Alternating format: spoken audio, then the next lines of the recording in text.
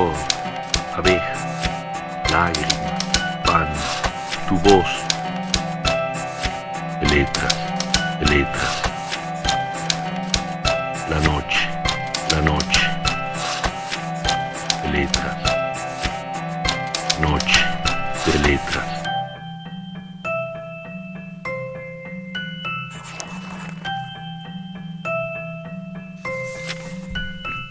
Qué lindo haber llegado al segundo programa. Buenas a todos. Es otra edición de Noche de Letras 2.0, un programa que invita a descubrir un poco el otro lado de las letras, el otro lado de los escritores, y nos invita un poco a ser lectores. Porque un poco la idea es esa, es animarnos a meternos en esos mundos que a veces se abren y están entre medio de dos tapas, que si no nos metemos seguramente nos habremos perdido. La idea es que nos acompañes durante 30 minutos a hacer un recorrido radial literario y con el fin de conocer nuevos escritores, conocer nuevas temáticas. En síntesis, tratar de reencontrarnos en esta tarea de ser lectores. Y en este recorrido que surgió desde el primer programa hasta hoy, esta segunda semanita, los que hacemos Noche de Letras en la producción, Matías Paradela, Luciano Fernández en la música, Axel Pérez Coldeira, y esta vez lo dije bien, perdón por la otra vez Axel, en los controles técnicos, y Leandro Murcio acá en la conducción. No tenemos más que agradecerle a los oyentes por el mimo que nos hicieron durante estos días, a los lectores en internet, en las redes sociales. Y la verdad que fue sorprendente la respuesta del público, tanto por el portal de la radio, por Spreaker, por el blog de poesiamanolsada.com.ar, como por el canal de YouTube del programa de Noche de Letras.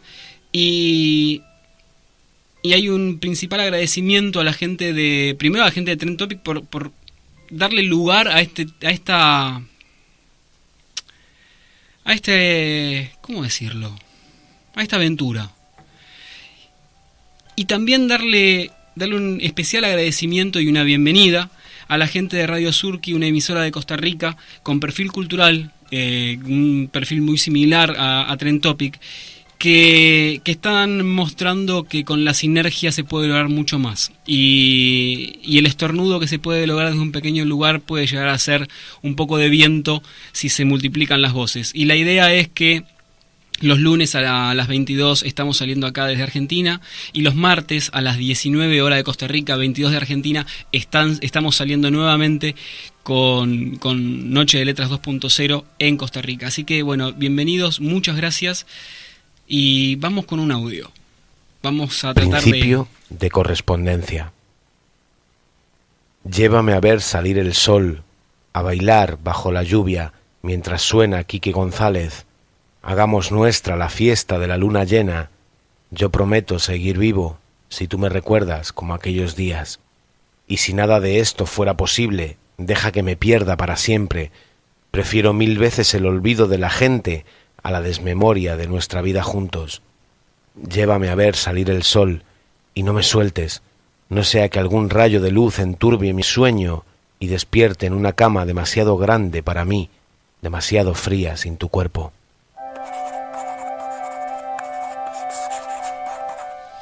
Estábamos escuchando a César Ulla, un poeta español, haciendo Principio de correspondencia. Y vamos a intentar en este recorrido también empezar a presentar autores que a lo mejor en primera instancia no son desconocidos, pero con el paso del tiempo vamos a darnos cuenta que hay un mundo increíble e infinito para descubrir. Si queremos leer, hay muchísimo. Y la realidad es que dentro de este mundo increíble, infinito y dentro de lo mucho que se puede leer, hoy tenemos la suerte de estar con alguien que nos va a atrapar desde varios lugares.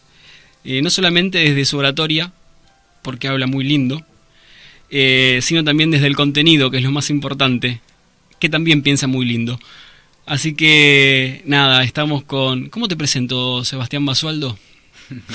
Como periodista, como escritor, como docente. Difícil, ¿no? No sé. Depende del contexto. Ok. ¿Te podés vincular de uno con el otro? Sí, esencialmente soy un inútil. Bueno, esta referencia viene a que es uno de los responsables de Los Inútiles de Siempre, una revista literaria que en mi entender es muy buena, y yo creo que lo voy a decir al revés. Es la revista literaria que me hubiese gustado hacer a mí el día que me sentase a hacer una revista literaria.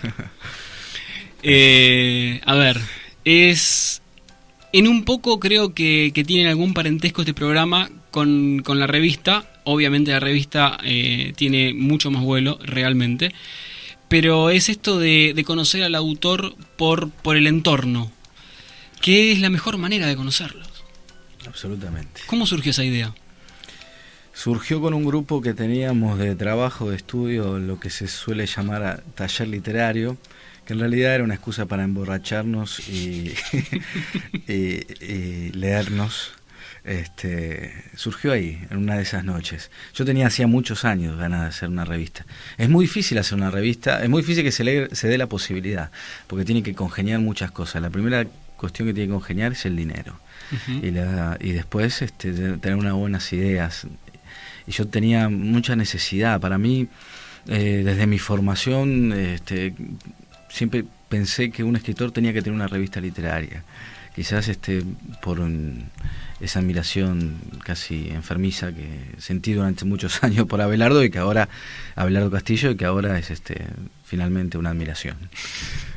Así que así surgió en ese grupo, y el primer número naturalmente debíamos dedicárselo al gran maestro que es Abelardo Castillo, y a partir de ahí seguimos, y ahora ya estamos pensando el cuarto número, que es una primicia, nadie lo sabe, todavía no lo dimos a conocer, que va a ser María Elena Walsh.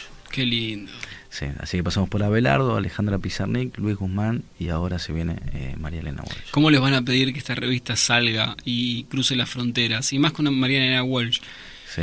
María Elena Walsh fue y sigue siendo en gran parte la voz de un montón de infancias de un montón de países. Generaciones, ¿no? Exactamente. De Cuba y México para abajo, tocó a casi todos. Y extrañamente, más allá que nosotros la recordamos como una autora vinculada con lo infantil, fue una excelente poeta, uh-huh, una excelente escritora para adultos. Sí, nosotros vamos a tener la suerte de trabajar con algunos escritores que la conocieron y artistas que la conocieron. Y la idea es un poco como tu programa, ¿no? Mostrar ese otro costado. Así que esperamos poder estar a la altura de lo que significó ella para nosotros y mostrar un lugar distinto, un lado distinto, como lo venimos haciendo con el resto de los autores. Le propongo a los que tienen la posibilidad de acceder a la revista que la lean, que la miren, y mucho más si son estudiantes de periodismo. Porque en estos tiempos donde se habla mucho de periodismo pero poco se hace de periodismo, creo que es un ejemplo de periodismo puro. Y está bueno poder tratarlo desde ese lugar también, hasta como un objeto de estudio, porque justamente se dice mucho más en el abordaje de los temas también, no solamente en la temática como la tocan. Así que se les recomiendo, los invito a que todos lo busquen, y si no tienen el acceso a ella, que seguramente empiecen a contactarse con la gente de Los Inútiles de Siempre para convencerlos a ver si pueden tener algún acceso de alguna manera. Seguramente van a encontrar la forma. Sí, estamos en unas 45 librerías, nos distribuye Galerna, no la tenemos en online, por una cuestión ideológica por ahora, pero porque apostamos al papel todavía, somos un poco anacrónicos. Igual hay muchos que lo van a necesitar, leerlos, y seguramente que van a poder hacer crecer no solamente a los lectores, sino el caudal de lectores, sino lo más importante, van a poder hacer crecer a lectores, que eso es muy bueno. Ojalá. Eso es muy bueno. Sebastián, a ver, y como escritor tenés 3 libros. Sí. Tenés, bueno, presentalos vos. La mujer que me llora por dentro, que lo escribí a los 21 años. Y que sorprendió ya en ese momento. Sí, sorprendió quizás la edad, y la temática. Era muy joven, bastante irreverente. Eso es bueno. Sí, creía que era un genio. Hice todo lo posible por convencer al resto de mi familia que lo era. ¿Lo lograste? No. En esa época hacía taller con Castillo. Después termino y bueno, ahí escribo ese primer libro. Gracias a la revista Proba en ese momento, su jefe de redacción era Dino Rivadavia. Uh-huh. Le gustó muchísimo mis cuentos. De hecho, yo mando un cuento para publicar en esa revista, la revista Proba, que dirigía en ese momento Alifano. Y me acuerdo que me llama el jefe de redacción para decirme que vaya a la revista porque le había gustado mucho mi cuento, que quería hacerme algunas observaciones. Y yo fui feliz. Cuando llego, él estaba sentado en un escritorio y me acuerdo era un hombre muy grandote, con una barba blanca. Y me dice: Sebastián, me gustó mucho tu cuento, te hice algunas correcciones. Y arrojó el cuento encima de la mesa y no eran algunas, estaba todo tachado el cuento, ¿no? Y con flechas y que había cambiado palabras, etcétera. Y dijo: bueno, está muy bien, igual te lo vamos a publicar. Lo que nunca supe era si me publicaron el mío o esa corrección que había hecho él. Bueno, igual es un muy buen aprendizaje, muy típico de una redacción periodística. Claro. De las que ya no hay. Ya no hay. No, bueno, aprendí un montón en esa corrección, ¿no? Claro. Sí. Y después, bueno, con el tiempo vino Cuando te vi caer, que ese fue mi proyecto más ambicioso en ese momento. Y después vino Fiel, unos cuentos que de alguna manera están relacionados con Cuando te vi caer. Uh-huh. Y ahora, bueno, sigo. ¿Cómo haces para hacer el salto? Lo pregunto, más allá de todo, cuando estamos hablando que Sebastián tiene un libro de relatos, uno de cuentos, y la novela, también estamos hablando que Sebastián, o no lo dijimos, vale la introducción, escribe poesía, y es muy buena por lo que estuve viendo, y me gustó. Con lo cual, como te lo dije fuera del aire, te lo digo también acá para redoblar la apuesta, estás invitado a Poesía Mano Alzada. Muchas gracias. Que de hecho ni siquiera había hablado que era esto. Poesía Mano Alzada es el blog que tengo yo para despuntar un poco el vicio de poesía y cuentos. Así que por los dos lugares estás invitado. Y la verdad que me gustó también tu trabajo como poeta. Ahora la gran pregunta es: ¿por qué todavía no sacaste nada vinculado con la poesía? Y supongo que será porque no siento que sea un poeta, ¿no? O que la poesía esté para ser publicada por ahora. Le tengo mucho respeto a la poesía y a los poetas, ¿no? Me parece, verdaderamente, no es una impostura, le tengo un gran respeto y siento que de alguna manera me estaría arrogándome algo que no soy en el sentido del ejercicio, no del ejercicio de la poesía, ¿no? Porque como decía Marechal, uno puede ser poeta, digamos, la poesía no es la mera función de largar al mundo criaturas poéticas, sino una manera particular de ver el mundo. Y yo en ese sentido sí podría sentirme muy cerca de la poesía, por más que uno puede ser poeta sin haber escrito jamás un verso, uh-huh. No hace falta haberlo materializado, tiene que ver con cierta manera particular de sentir, de estar en el mundo. Y en algún punto quizás la respuesta concreta sería por vergüenza. No creo que tengas demasiada vergüenza o no creo que tengas demasiados motivos para la vergüenza. Y como para cerrar el concepto que recién habías dicho, para mí uno de los mejores poetas, y no haciendo poesía, es Julio Cortázar, que, como bien decías vos, con su manera de ver las cosas, podía llegar a pintar poéticamente, con muy pocas palabras, toda una historia. Así que después vamos a ver para el próximo bloque. Sí. Tengo un par de preguntitas más para hacerte. Buenísimo. Flor, abeja, lágrima, pan, tu voz, letras, la noche, letras, noche de letras.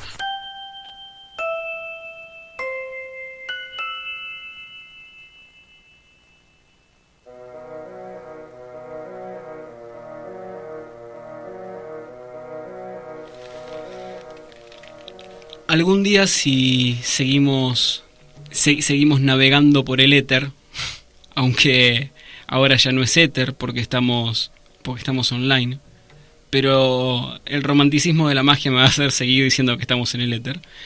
Algún día contaremos algunas intimidades de este proceso creativo que fue Noche de Letras 2.0. Y seguramente contaremos cómo fueron saliendo las cosas y demás.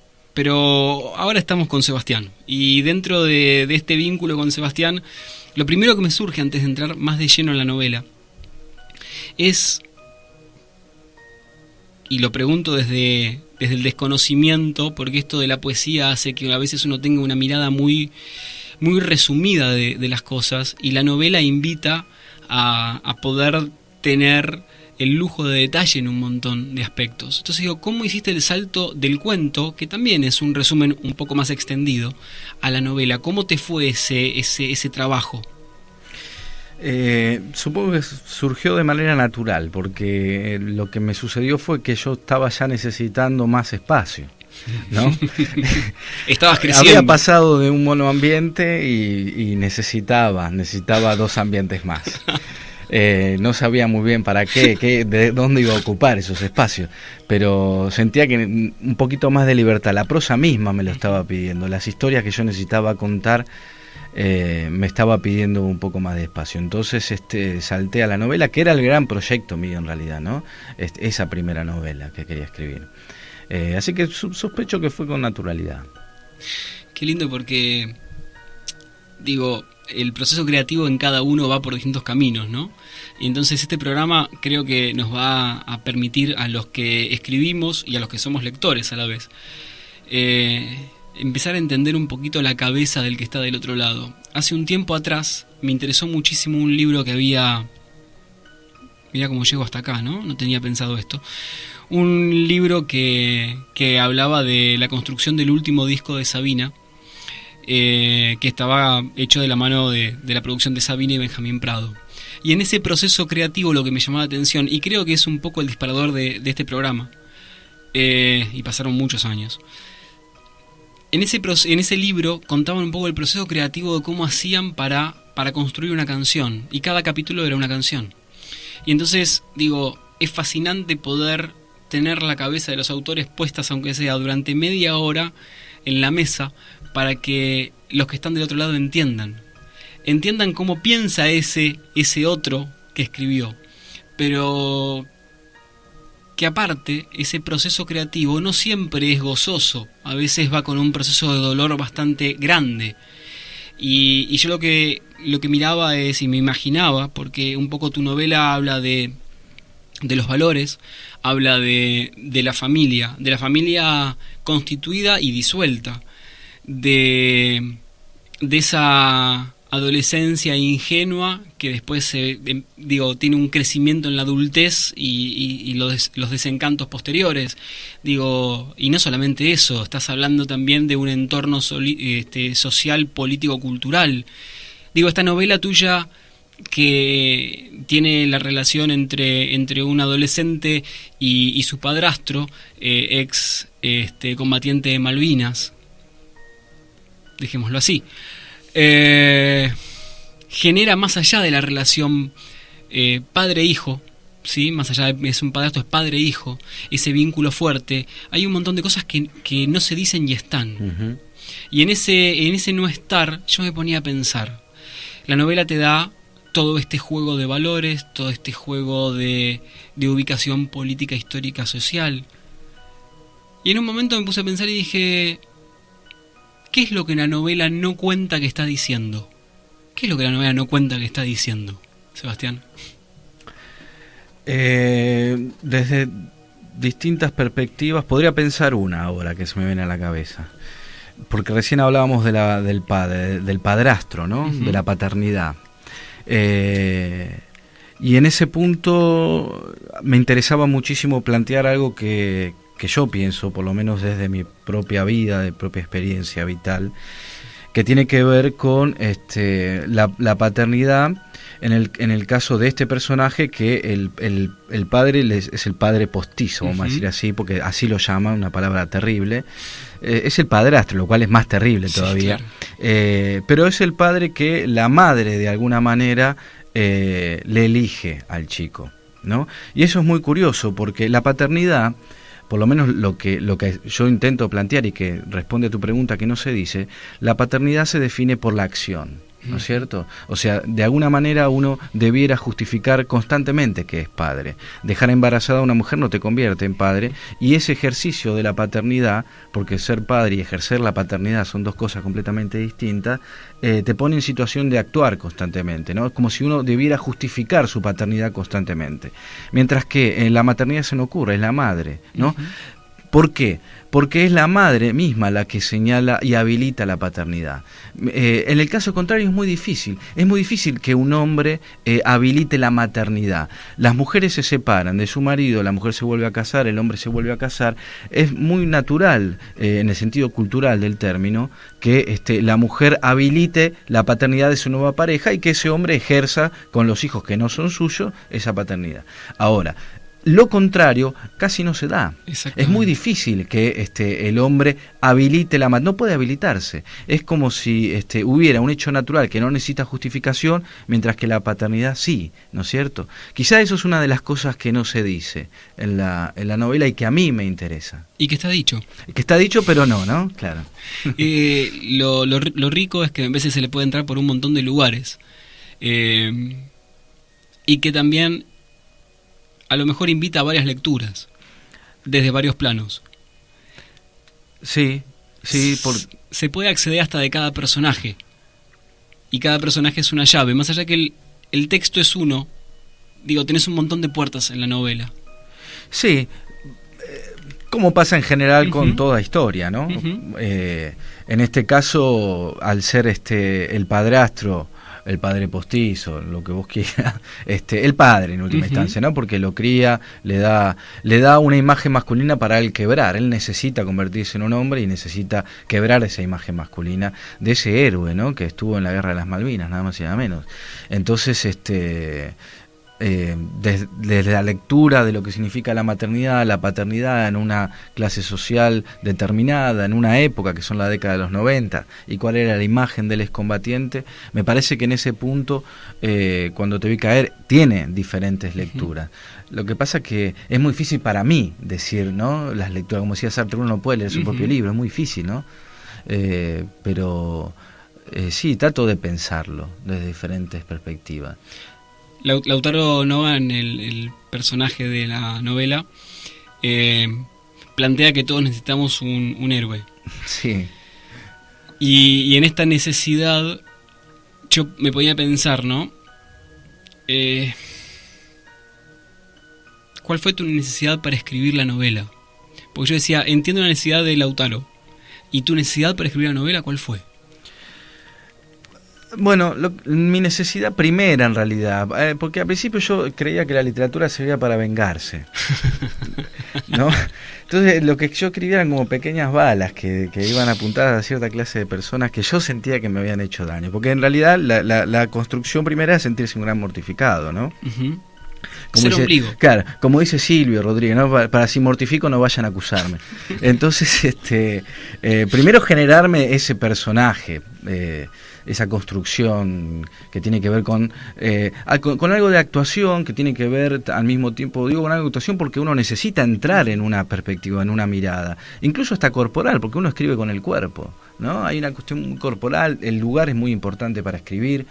Y después las influencias, las que vos reconoces como directas, porque yo reconozco que Cuando te vi caer está basada en Los 400 golpes de François Truffaut. Para mí Antoine Doinel es un referente en Lautaro, y de hecho lo nombro en la novela porque los plagios hay que nombrarlos, ¿no?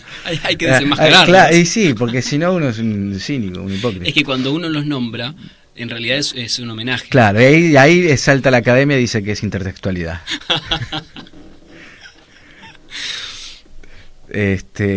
Así que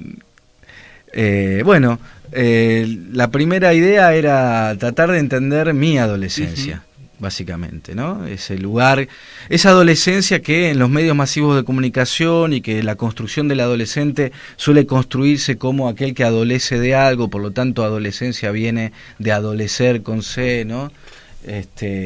Y que no es cierto, proviene de otro lado y el adolescente no es lo que socialmente se intenta mostrar que es, aunque a ciertos sectores le conviene. La palabra adolescente viene de adolesco, que es un verbo latino que significa humear, arder, crecer, porque su origen está en una planta que tiene una raíz externa que crecía en ciertas horas del mediodía, se encendía como una mecha y eso hacía que creciera un humo. De ahí viene el término adolesco, que es arder, humear, crecer, es decir, que el adolescente es simplemente aquel que está creciendo y por lo tanto necesita quebrar, romper con ciertos modelos, en este caso los padres para el hombre, y para eso tiene que derrumbarse. El padre es el que no tiene que dejarse derrumbar.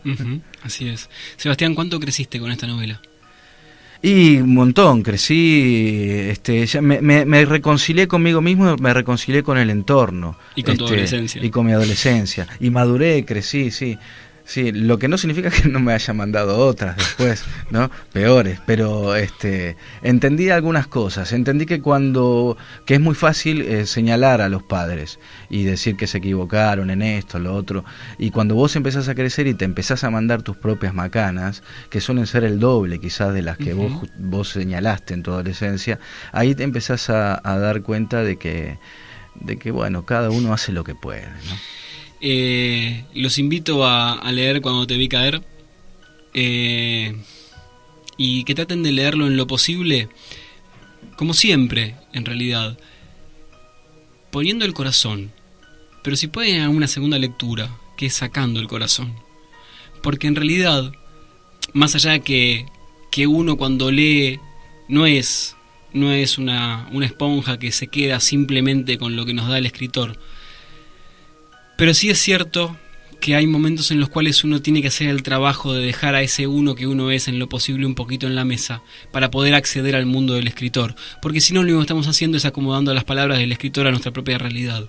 Y la realidad es que es una novela muy bien escrita que invita a que le entremos por un montón de lugares, principalmente a nosotros, a los que vivimos en Argentina, nos lleva a otra realidad, pero a los que no viven acá van a poder acceder a una novela totalmente completa y que nos va a presentar una problemática familiar, que eso se vive en cualquier lado, con lo cual esto nos atraviesa. Pero bueno, vamos a un pequeño audio y después nos despedimos.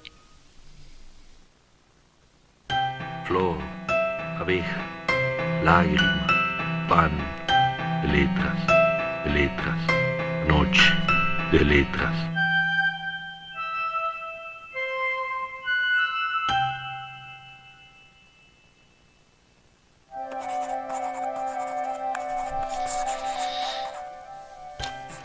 Obviamente un poco lo que hablábamos con Sebastián es que uno siempre se queda con ganas. Se queda con ganas de hablar, se queda con ganas de seguir escuchando, se queda con ganas de descubrir a ese otro que está acá enfrente.